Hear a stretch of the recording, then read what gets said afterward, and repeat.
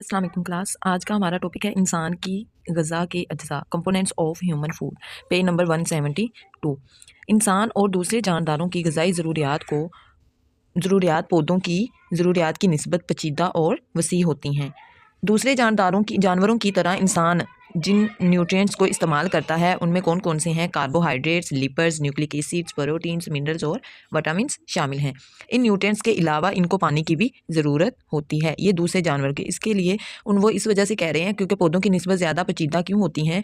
क्योंकि पौधे जो हैं वो मिट्टी से अपने न्यूट्रिएंट्स हासिल कर लेते हैं, लेकिन इंसान जो हैं या जानवर वो पौधों की खुराक, तैयार करदा खुराक हासिल करते हैं और उनमें ये वाले जो न्यूट्रिएंट्स हैं ये उन्हें रिक्वायर होते हैं, इसके अलावा पानी। अब हम इन जो हमारे पास न्यूट्रिएंट्स के नाम बताए गए हैं इनको आगे डिटेल से पढ़ेंगे। सबसे पहले हमारे पास है कार्बोहाइड्रेट्स। कार्बोहाइड्रेट्स तमाम जानवरों के लिए कार्बोहाइड्रेट्स एनर्जी का बुनियादी ज़रिया है।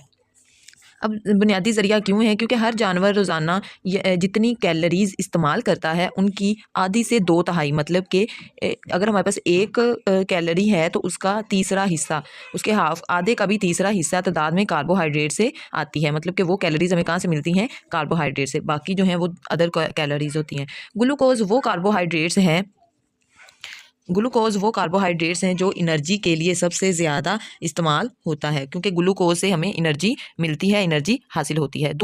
आमद कार्बोहाइड्रेट्स में, अब दूसरे आमद कहा जाता है मुफीद या ज़्यादा इस्तेमाल होने वाले। अब उनमें कार्बोहाइड्रेट्स में कौन कौन से आते हैं? माल्टोज, लैक्टोज, सक्रोज और स्टार्च वगैरह शामिल हैं। ये कार्बोहाइड्रेट्स की टाइप्स हैं जो कि दूसरे ग्लूकोज के अलावा कार्बोहाइड्रेट्स में शुमार की जाती हैं। कार्बोहाइड्रेट्स के 1 ग्राम में 4 किलो कैलोरीज एनर्जी मौजूद होती है। मतलब कि 4 किलो कैलोरीज एनर्जी मौजूद होती है किसमें? कार्बोहाइड्रेट्स के 1 ग्राम में। इंसान कार्बोहाइड्रेट्स को जिस खुराक से हासिल करता है वो कौन कौन सी हैं? उसमें रोटी, सवैयाँ वगैरह के लिए तैयार करदा आटा, फलियाँ, आलू, भूसी और चावल वगैरह शामिल हैं। भूसी किसे कहते हैं? भूसी कहा जाता है हमारे पास जैसे कि सॉफ्ट फूड्स होती हैं उन्हें कहा जाता है। इनमें आती हैं ब्रेड्स वगैरह आ जाते हैं, डबल रोटी आ जाती हैं, या फिर वो फूड्स जो लाइट वेट होती हैं, मतलब कि हमारे स्टमक के लिए हैवी नहीं होती, उन्हें भूसी फूड्स कहा जाता है।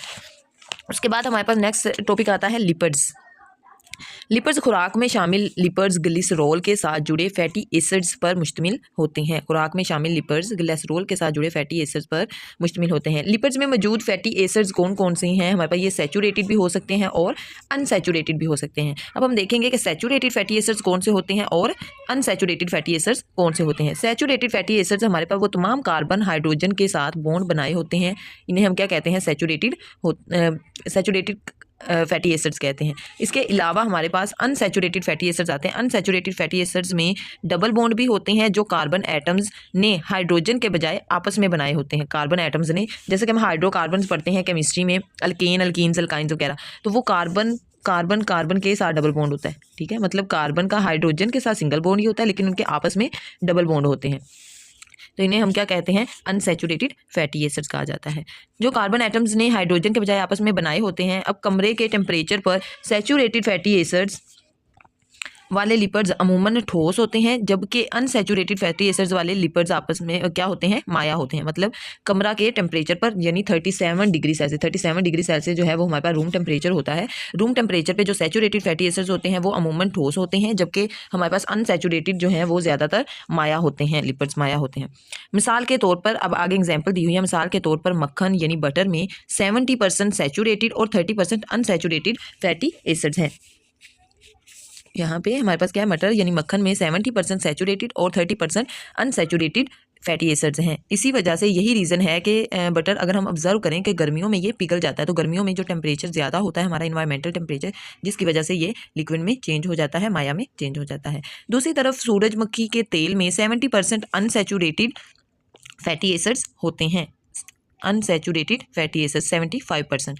लिपिड्स मेम्ब्रेन न्यूरॉन्स की ग्रोथ शीट और चंद हार्मोन्स बनाने के लिए इस्तेमाल होते हैं। जैसा कि अब लिपिड्स एनर्जी के बहुत मुफीद ज़राए भी हैं। इनके 1 ग्राम में 9 किलो कैलोरीज मौजूद होती हैं, और हमने कार्बोहाइड्रेट्स में कितना पढ़ा था? 4 किलो कैलोरीज। लिपिड्स के अहम ज़राए, अब लिपिड्स के ज़राए कौन कौन से हैं? इसमें आता है दूध, मक्खन, पनीर, अंडे, गोश्त, मछली, सरसों के बीज, कोकोनट और खुश्क फल वगैरह शामिल हैं। नेक्स्ट हम टॉपिक देखते हैं प्रोटीन्स। प्रोटीन्स क्या होती हैं और उनका क्या इस्तेमाल है। प्रोटीन्स हमारे पास अमाइनो एसिड्स पर मुश्तमिल होती हैं। प्रोटीन्स साइटोप्लाज्म, मेम्ब्रेन्स और ऑर्गेनेल्स का अहम जुज़ू होती हैं। प्रोटीन्स अमाइनो एसिड्स पर मुश्तमिल होती हैं। प्रोटीन्स साइटोप्लाज्म, मेम्ब्रेन्स और ऑर्गेनेल्स का अहम जुज़ू हैं। ये मसल्स, लिगामेंट्स और टेंडेंस का भी हिस्सा होती हैं। ये मसल्स हमारे जिस्म में वो मसल्स होते हैं जो हड्डी को सपोर्ट देते हैं, और लिगामेंट्स और टेंडेंस हमारे पास वो जॉइंट्स होते हैं जहाँ पे हमारी हड्डी का एक जोड़, दो हड्डियों के जोड़ आपस में मिल रहे होते हैं, उन्हें लिगेंड्स और टेंडेंस का कहा जाता है। ये टॉपिक लिगामेंट्स और टेंडेंस आप 10th क्लास में पढ़ेंगे, बोन, मसल्स और स्पोर्ट्स एंड हरकत वाले चैप्टर में, चैप्टर नंबर 4 में। टेंडेंस का भी हिस्सा होती हैं, इसलिए हम प्रोटीन्स को ग्रोथ के लिए इस्तेमाल करते हैं, मतलब नशोनुमा के लिए इस्तेमाल करते हैं। कई प्रोटीन्स इंजाइम्स के तौर पर भी काम करती हैं। प्रोटीन्स इंजाइम्स के तौर पर कैसे, जैसा कि प्रोटीन जो है वो प्रोटीन को तोड़ने के लिए प्रोटीएज इंजाइम यूज़ किया जाता है। इसी तरह डिफरेंट इंजाइम्स यूज़ किए जाते हैं जो प्रोटीन्स ही होती हैं, लेकिन वो एज ए इंजाइम्स काम कर रही होती हैं। प्रोटीन्स एनर्जी के हसूल के लिए भी इस्तेमाल होती है।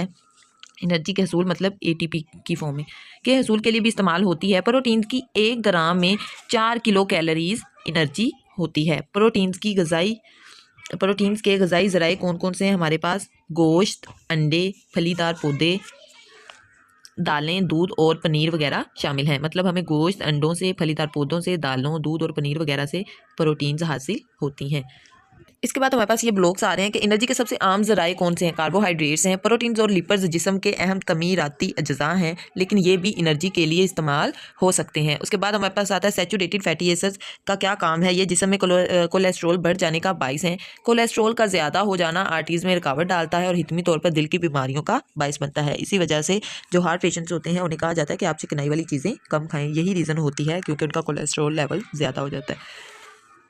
उसके बाद प्रोटीन्स को कार्बोहाइड्रेट्स में भी तब्दील किया जा सकता है। क्यों? क्योंकि रीज़न यही है कि जो प्रोटीन्स होती हैं उनमें भी 4 किलो कैलोरीज पर ग्राम होती हैं और कार्बोहाइड्रेट्स में भी 4 किलो कैलोरीज पर ग्राम होती हैं। पैकशुदा खुराक में ग़ज़ाई लेबल में लिखा गया कैलोरीज 1 किलो कैलोरीज के बराबर होता है।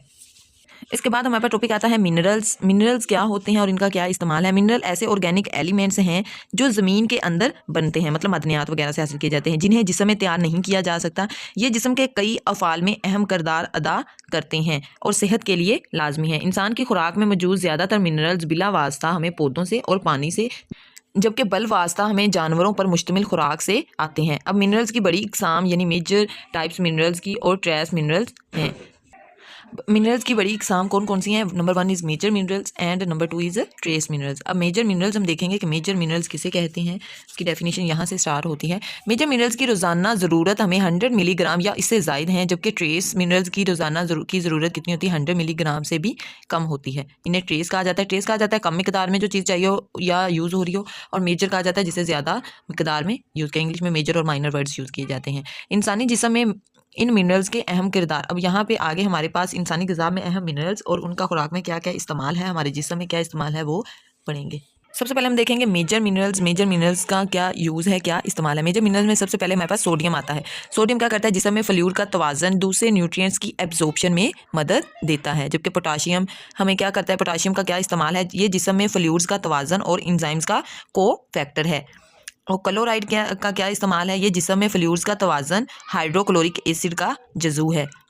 जबकि कैल्शियम हड्डियों और दांतों की डेवलपमेंट और बका के लिए और खून के जमने में मदद देता है। मैग्नीशियम और फास्फोरस क्या करते हैं? ये हड्डियों और दांतों की डेवलपमेंट की बका और खून के जमने में मदद देते हैं। और इनका जिस्म में क्या किरदार है? सोडियम, पोटाशियम और क्लोराइड का। ये क्या, और सेकेंड मसल जो इनका मेन काम है और जो इनका यानी कि म्यूचुअल काम कहा जाता है, एक जैसा वर्क, वो क्या है? ये मसल्स के सिकुड़ने, नर्व इम्पल्स के गुजरने, दिल के अफ़ाल और ब्लड प्रेशर के लिए अहम है।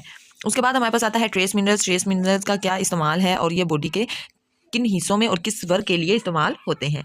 आयरन सबसे पहले देखेंगे। आयरन क्या वर्क करता है? ये ऑक्सीजन की तरसील और ज़ख़ीरा के लिए। जिंक क्या करता है? ये इंसुलिन के काम में मदद देता है, ग्रोथ और रिप्रोडक्शन में मदद देता है। कॉपर क्या करता है? ये एंजाइम्स का को फैक्टर है। उसके बाद क्रोमियम, ये इंसुलिन के काम में मदद देता है। जबकि फ्लोराइड ये हड्डियों में मिनरल्स को मतवाजन रखना और दांतों के एनिमल को सख्त करता है। आयोडीन हमारे पास क्या करता है? आयोडीन थायराइड ग्लैंड के नॉर्मल फेल के लिए इस्तेमाल होता है और ये एंजाइम्स का को फैक्टर भी है और इम्यून सिस्टम के लिए मदद भी देते हैं, आयरन और जिंक। आज का लेक्चर हमारा यहाँ तक की था। कल हम कैल्शियम और आयरन का किरदार और ऑनवर्ड इसके टॉपिक्स को पढ़ेंगे। तो आपने ये लेक्चर अच्छी तरह सुनना है और बुक पे मार्किंग भी करनी है और अच्छे से याद करना है। Thank you so much. जज़ाकल्लाह। अल्लाह हाफिज़। Take care.